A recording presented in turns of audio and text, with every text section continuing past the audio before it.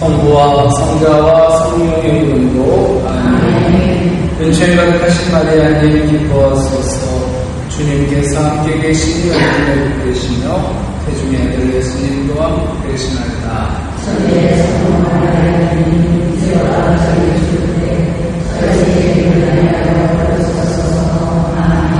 성부와 성자와 성령의 이름으로 아멘. 예수님께서 보여주신 아버지는 좋으신 아버지시다. 이 세상에서 하느님 아버지를 가장 잘하는 분은 예수님이시죠. 왜냐하면 예수님께서는 하느님 아버지의 외아드님이기 때문입니다. 예수님께서 이 땅에 오신 가장 중요한 이유는 중에 하나는 하느님께서 어떤 분이신가를 보여주기 위함이죠. 보여주기 위함이에요. 하느님 아버지가 그동안 우리는 너무 어려운 분으로 무서운 분으로 생각했던 거예요. 구약의 하나님은. 구약의 하나님은 잘못하면 벌 주시고 그러다 보니까 정의의 하나님이라는 게 있어가지고 아버지라고도 부르지 못했는데 니네가 아는 하나님은 그런 게 아니다. 심판이 아니라 너희를 내게 영원한 생명을 주시길 원하시는 사랑의 하나님입니다. 심판이 목적이 아니라 구원의 목적이다. 그분의 바람은 뭐 이렇게 하나님 상을 바꿔주시기 위한 거예요. 어떤 분은 예수님을 믿고 하나님을 아버지라고 부르는 것이 힘들었다고 고백합니다. 그런 분들은 몇 번이나 성장과정을 보는데요. 성장과정에 자기를 낳은 아버지부터 받은 상처들이 있습니다. 지금 젊은 아빠들은 참 좋잖아요. 그렇죠? 지금 젊은 아빠들 보면은 정말 제가 조카들한테 그랬잖아요. 내가 그럴 일 없겠잖아. 다시 태어나면 네 아빠를 태어날 수 있다고. 조카들은 왜 그러냐? 네 아빠처럼 좋은 사람이 어디냐? 애들은 몰라.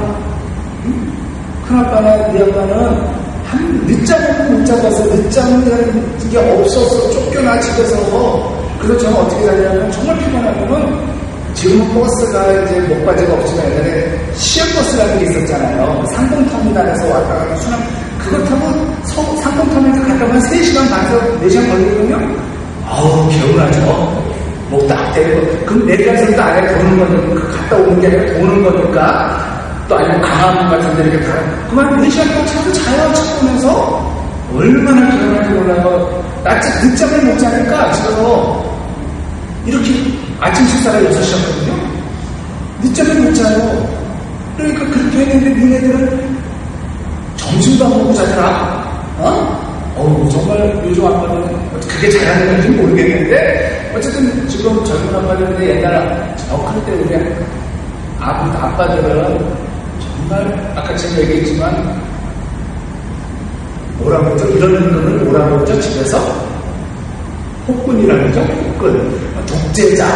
대부분 아버지들이 그랬단 말이죠. 그런 아버지 상을 밑에서 자라는 사람들은 아버지가 하나님, 아버지가 사랑의 아버지, 이게 쉽지 않은 거예요. 상처가, 아버지라는 이름은 부수부수 자면서 깨는 분들도 있는데, 어떤 아버지는 자녀를 학대해요. 어떤 아빠는 무책임해요. 어떤 아버지는 포악합니다. 물론 유능하고 따뜻하며 자상한 아버지도 다정하고 책임감 강한 성숙한 아버지도 있어요. 하지만 육신의 아버지는 한계가 있죠.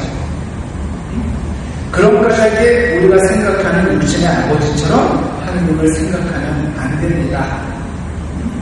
우리가 하느님 아버지를 잘 이해하기 위해서는 예수님의 말씀의 귀를 기울여야 합니다.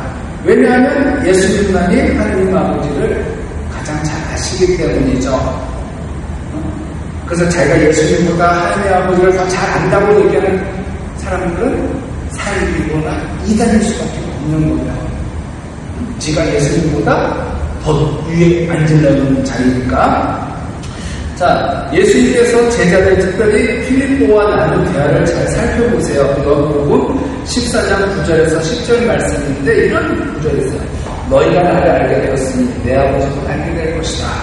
이제부터 너희는 그분을 아는 것이고 또 그분을 이미 뵌 것이다. 필립보가 예수님께 주님, 저희가 아버지를 뵙게 해주십시오. 저희에게는 그것으로 충분하겠습니다. 하자 예수님께서 그에게 말씀하셨다. 빌립보야, 내가 이토록 오랫동안 너희와 함께 지냈는데도 너는 나를 모른다는 말이냐? 나를 본 사람은 곧 아버지를 뵌 것이다. 그런데 너는 어찌하여 저희가 아버지를 뵙게 해주십시오 하느냐? 내가 아버지 안에 있고 아버지께서 내 안에 계시다는 것을 너는 믿지 않느냐? 내가 너희에게 한 말은 나 스스로 하는 말이 아니다. 내 안에 머무르시는 아버지께서 당신의 일을 하시는 것이다. 이 말씀은 영적 신비에 속합니다. 하나님 아버지와 예수님은 하나이셔요. 그 말은 동질이라는 뜻이에요. 동질. 우리가 이렇게 동질감, 이질감, 같이 살면서도 이질감을 느끼는다고 그랬죠? 이질감. 그게 어느 자매들은 어느 고등학교 하는 걸 많이 이질감을 느껴요? 그게 남편이죠. 왜? 내 편을 들어줘야 될 남편이 남의 편을 들어주니까 정말 이게 부부가 만나셔서 이질감을 느끼는 거예요. 동질감은 뭐예요? 내 편인 거죠. 응? 내 편. 그래서 무조건 너는 왜 내 편 들었어? 내가 잘못한 거 알면서 나는 무조건 너니까 이유가 없는 거야. 너니까 무조건 네 편 드는 거야. 그걸 따지고 들어. 그런 게 어떤 동질감일 텐데, 그런 만약에 예수님을 알면 하나님 아버지를 알게 되고 예수님을 본 사람은 곧 하나님 아버지를 보게 되는 거죠. 왜냐하면 예수님 안에 하나님 아버지께서 머무르셔서 말씀하시고 일하시기 때문입니다. 왜냐하면 우리는 하나님 아버지의 아들이신 예수님을 통해 하나님 아버지가 어떤 분이신가를 알 수 있어요. 또한 예수님께서 보여주시고 말씀해 주신 하나님 아버지의 모습을 통해 그분을 알 수 있죠. 우리가 직접 하나님을 보면 참 좋으련만 하나님을 보면 어떻게 돼요? 죽죠. 죽자고 하나님을 볼 수는 없잖아요. 그러니까 하나님을 알 수 있는 방법은 뭐 직접 볼 수는 없으니까 예수님께서 알려주신 하나님을 알면 되는 거예요. 예수님께서 보여주신 하나님은 어떤 하나님이냐? 좋으신 아버지야. 좋으신 아버지. 좋으신 아버지에게 좋은 것을 주실 수가 있죠. 마태복음 7장 11절. 너희가 악해도 자녀들에게는 좋은 것을 줄 줄 알거든. 하늘에 계신 너희 아버지께서야 당신께 청하는 이들에게 좋은 것을 얼마나 더 많이 주시겠느냐. 하느님 아버지는 좋은 것을 주시는 분이에요. 좋은 것으로 우리의 소원을 만족케 하시는 분이죠. 시편 103장 5절입니다. 그분께서는 내 한평생을 복으로 채워주시오. 여기서 복이 뭐예요? 좋은 거죠. 복은 좋은 거잖아요. 복으로 채워주시오. 내 젊음이 독수리처럼 새로워지는구나. 이렇게 내 한평생을 복으로 채워주시오. 좋은 것을 채워주신다는 거죠. 우리가 올해도 새해 복 많이 받으세요. 그래, 새해 복 많이 받고, 복 많이 받으려고 해요. 좋은 일만 가득하길 바란다는 거 아니겠어요? 복이 뭐예요? 좋은 거죠. 자, 근데 우리에게 좋은 건 뭘까?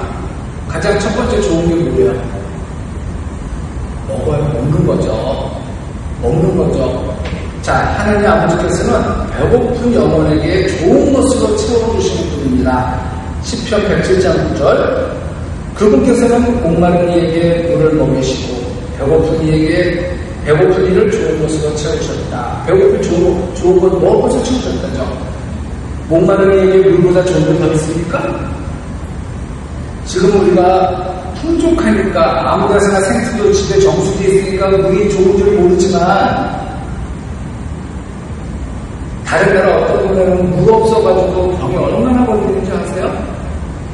가끔 이태도신 분들이 왜 이렇게 빨리 갔을까 생각해보면 과연 그분이 젊은 나이에 갔잖아요? 왜 젊은 나이에 대장암에 걸렸는지 보면 이것도 묻는 거예요. 그 동네가 물이 좋은 동네가 아니에요. 아프리카가 왜 이렇게 평균 수명이 짧아요? 물 먹고 무슨 병에 걸릴지 모르는 거예요. 지금도 아프리카에 우리 선교사들이 나가 있지만 가면 우물부터 파야 돼요. 거기에 사람들하고 같이 못 먹어요. 그 사람들은 거기서 적응이 되는데도 이병저병 다 걸리는데 한국 사람들은 어쨌든 면역력 기사보다는 약할 거 아니에요.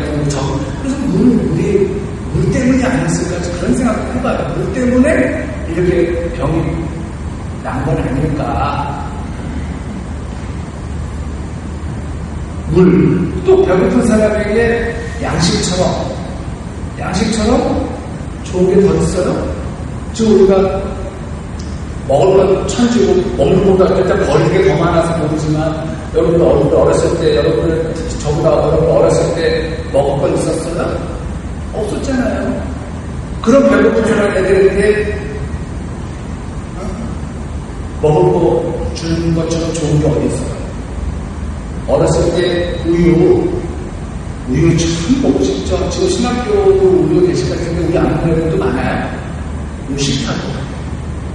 옛날에 우리는 병우유 있죠. 병우유 그거 그렇게 먹고 싶은데 지금은 우리 계시켜도 안 먹는 게 많아요. 신우주가 뭐라고 하세요? 딸기우유나 바나나를 바꿔달라고. 신우유 먹고 뭐 설사를 들을 수 있잖아요. 물감을. 그런 건데, 자, 그분께서는 목마른 이에게 물을 먹으시고 배고픈 이를 좋은 곳으로 채워줍니다. 마시는 물, 먹을 것처럼 좋은 게 없어요. 없는 사람들한테는. 하나님 아버지께서 우리에게 주신 가장 좋은 것은 두 가지입니다. 뭐가? 그것은 하나님께서 선물로 주신 것으로 오직 믿음으로만 받을 수 있어요. 믿음이 있어야 받을 수 있는 거예요. 자, 하나님 아버지께서는 우리에게 좋으신 예수님을 주셨어요. 하나님께서 우리에게 뭐 주셨어? 예수님을 주셨잖아요. 이것보다 더 좋은 건 없는 거죠. 목마른 영혼에게, 배고픈 영혼에게 예수님보다 더 좋은 선물은 없는 거예요. 하나님 아버지께서 우리에게 주신 가장 좋은 것은 먼저 예수님이십니다. 예수님이 아니면 우리는 하나님께 나아갈 수도 없고 아버지를 알 수도 없어요. 예수님께서 그에게 말씀하십니다. 나는 길이요 진리요 생명이다. 나를 통하지 않고서는 아무도 아버지께 갈 수 없다. 길이래요. 진리래요. 생명이다. 하나님 아버지께서 우리를 사랑하셔서 가장 귀한 외아들을 주셨습니다. 예수님께서 십자가에서 죽으심으로 우리가 영원한 생명을 얻는 길이 열렸어요. 요한복음 3장 16절. 하나님께서는 세상을 너무나 사랑하신 나머지 외아들을 내주시오. 외아들, 개신교 말로는 독생자. 외아들을 내주시오. 그를 믿는 사람은 누구나 멸망하지 않고 영원한 생명을 얻게 하셨다. 멸망하지 않고 영원한 생명을 얻게 하셨는데 우리는 자꾸 이런 하나님을 영원한 생명이 아니라 자꾸 심판자 하나님으로 생각합니다. 심판자. 그래서 심판은 누가 받냐? 자기가 받는 거예요.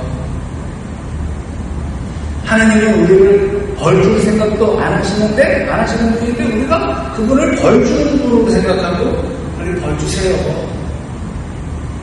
용서하시는 분한테 빨리 때려주세요. 이렇게 자기 스스로 몇 대 받겠다. 나 그냥 벌 받겠다. 이렇게 말하는 거예요.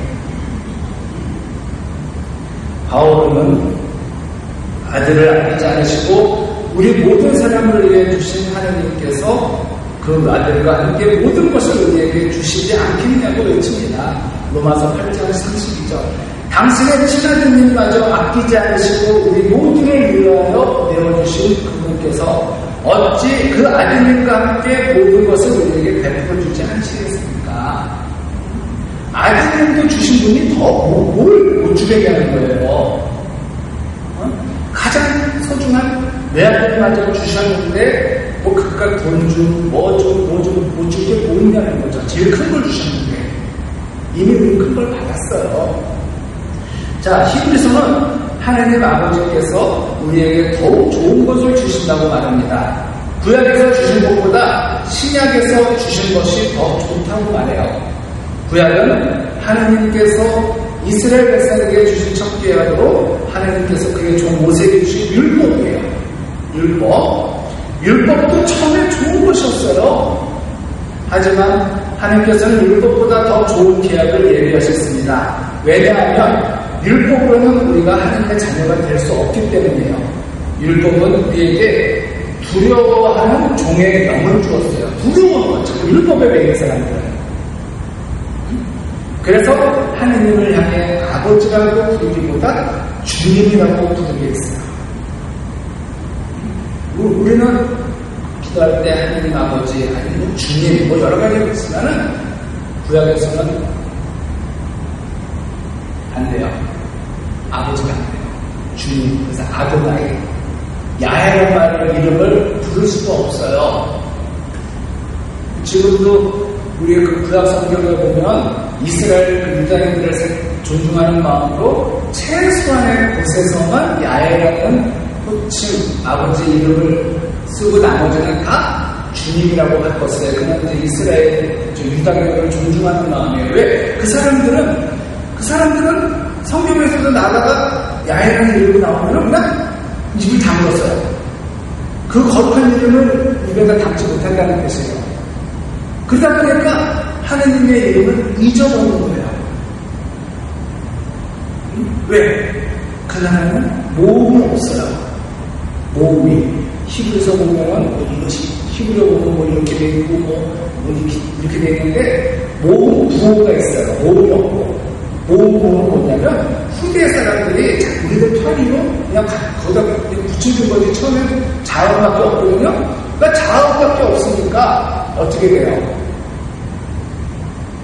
내가 임의로 할 수밖에 없는 거예요. 그래서 야훼, 여호와가 이것 때문에 지금 싸우게 되는 거예요. 계속 똑같아요. 자음은 똑같은데 모음을 어디다 붙이느냐에 따라서 야훼가 되고 여호와가 되는 거예요. 근데 야훼가 될 수밖에 없는 이유는 남아있잖아요. 할렐루야에서 할렐루 플러스 야훼, 야훼를 찬양하여라. 우리는 번역을 주님을 찬양하여라 한 거예요. 히브리어는 두 단어가 합쳐지면 끝에가 생략돼요. 그러니까 할렐루 플러스 야훼를 찬양하여라. 이렇게 돼서 야훼고 대부분의 그 학자들이 야훼가 맞다고 하는데 개신교는 처음에 여호와를 했으니까 우길 수밖에 없는 거예요. 그래서 그 사람들 공동번역 성서를 안 썼어요. 거기 개신교 신자들도 야훼를 인정했거든요. 야훼가 맞다고. 근데 거기는 야훼인데 자기들이 가르친 게 뭐가 돼요? 안 맞죠? 안 맞아요. 그래서 그들은 안 쓰는 거예요. 그래서 지금 그리고 우리만 썼어. 그리고 그걸 우리가 그 책을 사면 저작권이 어디로 가요? 개신교로 가요. 지금은 공동번역 성서를 쓸 일이 없지만 근데 여기서 좀 상식적인 거. 그럼 알렐루야는 그냥 알렐루야. 할렐루야, 알렐루야 뭐가 맞아요? 그러면 잘 보세요. 알렐루야는 미사 때만 써요. 미사 때만. 미사 때만 알렐루야, 알렐루야지 미사 밖에서 할렐루야예요. 왜냐하면 미사 용어는 라틴어였기 때문이에요. 미사 용어는 라틴어예요. 라틴어는 H 발음이 안 나요. 뭔 말인지 아시겠죠? 그러니까 H가 아니라 H가 A로 시작하는 거예요. 그러니까 알렐루야고 히브리어는 할렐루야가 맞는 거예요. 우리가 성경에는 할렐루야가 되어 있지만 우리가 미사 때는 라틴어였기 때문에 알렐루야 이 차이가 있는 거예요. 할렐루야, 알렐루야 뜻은 똑같은데 하나는 히브리어고 하나는 뭐다? 라틴어다. 라틴어는 H 발음이 안 나온다.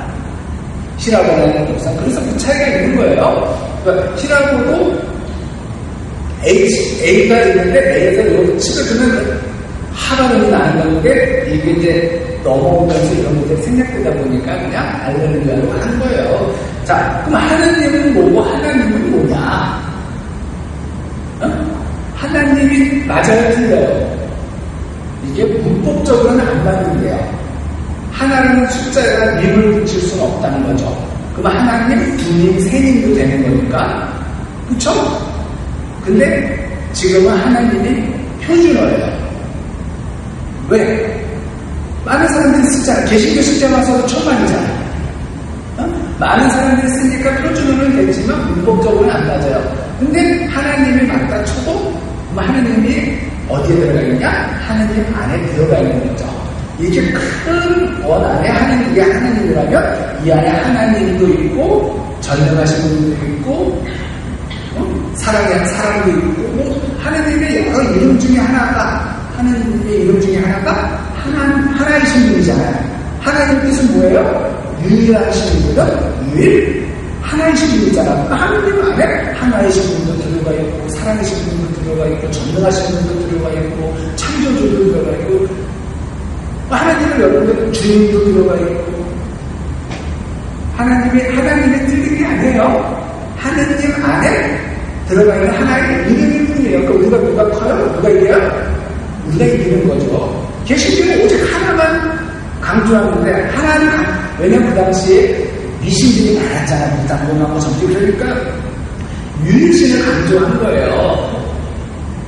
근데 영어로 들어가 보세요. 영어로 하느님은 뭐예요? 가시죠. 그리고 라틴어는 데우스, 스페인어가 디오스. 여러분 냉장고 하느님 쓰고 있는 거예요. 디오스 냉장고 쓰시는 분들은 집에서 하느님을 냉장고로 쓰고 있는 건데, 디오스가 바로 그거거든요. 바로 거기에는 하느라는 게 없어요. 뜻이 신이지. 그냥 신이지. 그러니까 이건 번역상으로 맞지 않는 거잖아요. 그러니까 하나를 강조하는 거기 때문에 그런 거고, 또 다른 말로는 평안도 중국에서 이렇게 들어왔잖아요. 중국에서 들어왔기 때문에 우리가 천주라고 하잖아요. 하늘의 주님이시라는 뜻으로 하늘에 계시는 분이라 하늘의 주님. 근데 평안도 쪽에는 하늘이 사투리로 뭘까요? 하나예요. 하나. 하늘님 하다가 하느님이 된 거잖아요. 뭐 거의 하나님 하다가 하나님이 됐다. 사투리가 이렇게 고정적으로 있는데 그거를 그렇게 된다는 이제 학자들이 있어요. 어쨌든 하느님이라는 이름 안에 하나이신 분도 하나님도 있다는 거예요. 게임이 안 되는 거예요. 그렇죠? 그러니까 그렇게 알고 계시면 돼요. 자, 그래서 주님이라고 부르겠어요. 그 말은 뭐예요? 종이라는 뜻이에요. 주님이 틀렸다는 게 아니라 우리가 주님 뭐 기도 많이 하잖아요. 그거는 내가 종이라는 뜻이에요. 나를 낮추는 거죠. 당신은 나의 주님, 나의 모든 것을 갖고 계신, 나의 모든 것을 주관하시는 주님이라는 뜻이야. 이거는 구약에서는 아주 많은 호칭이죠. 근데 신약교니까 예수님이 아버지를 해주셨고 또 친구라고 해주셨어요. 친구. 자, 하나님께서는 첫 계약, 즉 옛 계약과 비교할 수 없는 새 계약을 주셨어요. 그 계약은 바로 복음이에요. 복음은 하나님께서 직접 아들을 통해 우리에게 주신 겁니다. 그 복음이 바로 더 좋은 계약의 보증이 되신 예수님이셔요. 히브리서 7장 12절.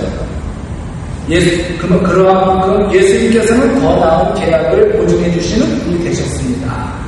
보증. 예수님께서는 더 좋은 약속으로 세우신 더 계약의 중개자이십니다. 히브리서 8장 6절. 그런데 이제 그리스도께서는 더 훌륭한 직무를 맡으셨습니다. 더 나은 약속을 바탕으로 세워진 더 나은 계약의 중재자이시기 때문입니다. 하느님 아버지께서는 달라는 청하는 이에게 좋은 것을 주세요. 갈수록 더 좋은 것을 주십니다. 하느님 아버지께서 우리에게 주신 좋은 것은 바로 예수님이십니다. 예수님을 주셨는데 우리가 뭐 더 바랄 게 있어요? 예수님은 속하지? 그러니까 예수가 사랑을 나누신 분은 청원기도가 별로 안 나와요. 그냥 예수님만 찾는 거예요. 예수님의 이름만 부르고 그냥 뭐 땅에 정확히 못 써. 예수님은 됐지. 예수님 다 알아서 해주셨다면서 뭔가 뭐 이거 달라 저거 달라 할 필요가 없는 거예요. 예수님과 사랑에 빠진 사람. 그래서 뭐 특별히 뭐 기도할 때 지향이 없어요. 그냥 예수님만 부르면서 시작하는 거예요. 예수님보다 더 좋은 분은 없습니다. 예수님께서는 더 좋은 약속의 보증이시죠. 그리고 더 좋은 계약의 중개자가 되세요. 어떻게 예수님이 하나님 아버지께서 우리에게 주신 좋은 선물이 되시는 걸까? 그 이유는 우리가 예수님을 통해 하느님의 자녀가 되었기 때문입니다. 아담의 원죄를 가지고 태어난 우리는 원래 진노의 자녀죠. 진노. 그런데 예수님을 믿음으로 그분을 통해 하느님의 자녀가 되는 특권을 얻게 되는 거예요. 예수님을 통해서 특권을 얻게 되는 거예요. 특권이 뭐예요? 특별한 권리, 특별한 거잖아요. 요즘은 저는 정말 돈 주고 사고 싶은 게 딱 뭐냐면 돈 주고 살 수 있다는 제일 사고 싶은 게 뭔지 아세요? 장애인 주차증. 네? 정말 살 수 없는 거잖아요. 장애인 몸이 불편한 분들에게 특혜를 주는 거 아니에요. 그죠? 정말 돈만 주고 살 수 있다면 이거 사고 싶어요. 왜? 어디 가든 주차가 편해. 그냥, 제일 좋은 자리에 넓게 딱 주차할 수 있는데, 우리는 일반 사람들은 주차장 찾아서 지하 1층 없네. 근데 장애인 주차장이 비어있어. 그죠? 또 지하 1층 가도 없네. 3층 가도 없네. 우리 주차, 특히 어디 가면 제일 이렇게 간절히 생각나냐면 병원이요. 병원 가면 장애인 차병원에 분당하면 얼마나 좁은지 몰라요. 근데 어느 분의 장애인 그 딱지가 된 차를 갔더니 1층에다가 딱 대고 반대로 병자 사다 주는 거예요. 야, 정말 이 차 갖고 싶네요. 그러면 이게 뭐예요? 특혜죠. 특권을 준 거예요. 장애인분들에게, 몸이 불편한 분들에게. 어떻게 보면 몸이 불편하지 않은 분들을 이렇게 보면 차별이죠. 오히려 역차별이죠. 역차별일 수 있는데 이거는 차별이 아니라 그분에게 특별한 권리, 특별한 혜택을 주는 거죠. 왜? 좀 몸이 불편하십니다. 근데 가끔 이제 백화점 같은 데서 장애인 주차장에 세우고 내리는 거는 다 멀쩡해요. 몸이 불편한 데는 다 멀쩡해요. 왜 그러냐면 부모님 명의로 차를 사가지고 지가 타고 다닌다고 그러더라고요. 아버지 이렇게 먼저 가셨습니까? 자, 하나님의 자녀가 되는 특권을 얻게 된 거예요. 우리는 그런 특권을 얻게 된 거예요. 아무 데서나 여기서 차를 댈 수 있고 편하게 그런 특권을 얻게 된 거예요. 하느님으로부터 태어난 자가 된 거죠. 그분께서는 당신을 받아들이는 이들, 당신의 이름을 믿는 모든 이에게 하나님의 자녀가 되는 권한을 주셨다. 이 권한을 주셨는데 권한을 받은 사람들은 달라도 엄청 다르는 거예요. 우리가 하나님의 나라, 하늘나라 갈 때 뭐예요?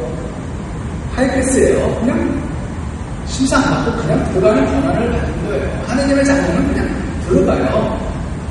여러분들 집에 들어갈 때 뭐 검문 받고 들어갑니까? 아니잖아요. 자녀는 그냥 들어오는 거 아니에요?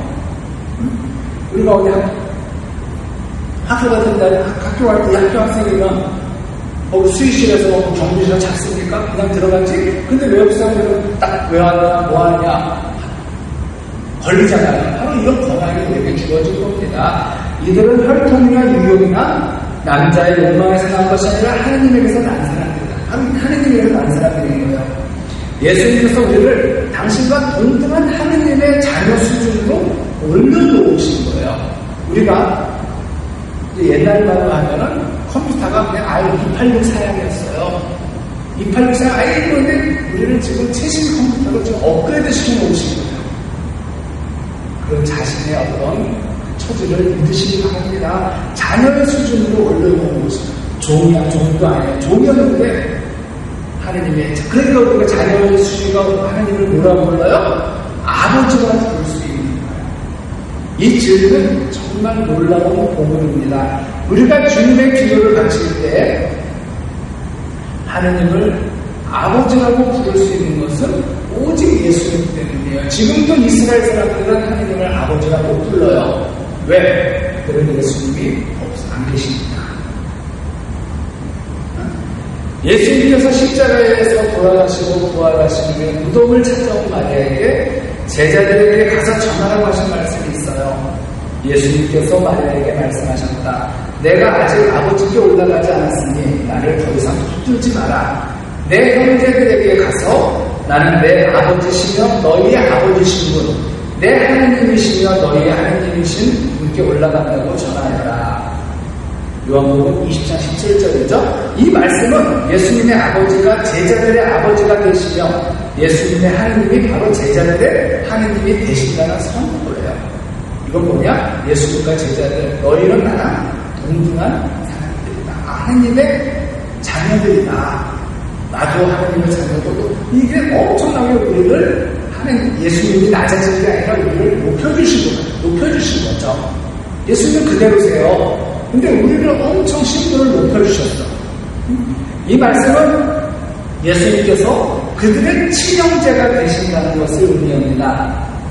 예수님께서는 당신을 배신하고 부인했던 제자들을 형제들이라고 부르셨어요. 형제들은 어떤 사람들이에요? 아버지가 같은 분이잖아요. 그죠?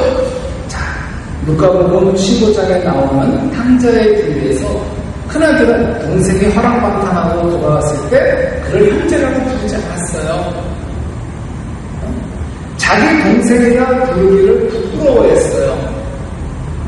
아버지에게 자신의 동생을 저 아들이라고 해서 저 아들. 동생이 오니까 송아지를 잡아주네요. 동생이라고 부르는 게 아니라 뭐라 그래? 저 아들. 당신의 저 아들이라는 거예요. 내 동생 아니다. 당신은 아들이지만 내 동생 아니라는 거죠. 지가 끄는 거예요. 손절한 거죠. 되게 볼려보려 보더니 아버지한테 저 아들이라고 말하면서 그런 아들을 위해 잔치를 베푸는 것은 합당하지 않다고 따졌어요. 하지만 하느님 아버지의 외아들이신 예수님께서는 탕자와 같은 제자들과 우리들을 친형제로 부르기를 부끄러워하지 않으세요. 히브리서 2장 11절. 사람들을 거룩하게 해주시는 분이나 거룩하게 되는 사람들이나 모두 한 분에게서 나왔습니다. 거룩하게 해주시는 분이 누구예요? 예수님이죠. 거룩하게 되는 사람들은 누구예요? 우리들이죠. 예수님이나 우리들이나 모두 한 분에게서 나와요. 그러한 까닭에 예수님께서는 그러한 그들을 형제라고 부르기를 부끄러워하지 않으시고.